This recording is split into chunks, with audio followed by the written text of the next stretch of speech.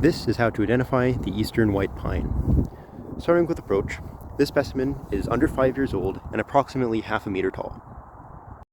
This specimen is under 10 years old and near 3 meters tall. This specimen is around 15 years old and about 15 meters tall. This specimen is about 20 years old and 18 meters tall. Notice how its lower limbs have been pruned. That's pretty common with white pines. And finally, this specimen is at least 30 to 50 years old and is about 50 meters tall. There's a reason I named this channel after this tree. It's just so majestic. Moving on to its leaves, you'll have to know that eastern white pine is the only 5-needled pine in eastern North America. All others are either 2-needled or 3-needled, and it's pretty distinct.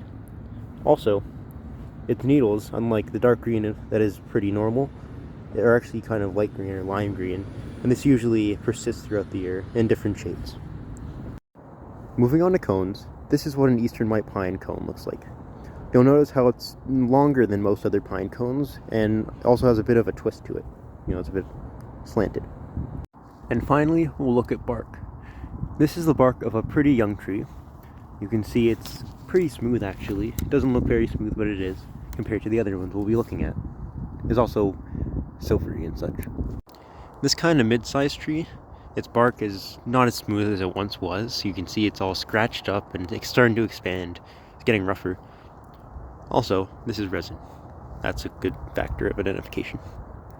And this is what a mature tree's bark looks like. You'll notice how it's scaly and ragged and gray and has little flecks of, red and stuff. And that's about it. I really hope you learned something, and if you have any questions or observations, please feel free to comment down below. I'll answer them to the best of my abilities. Thank you.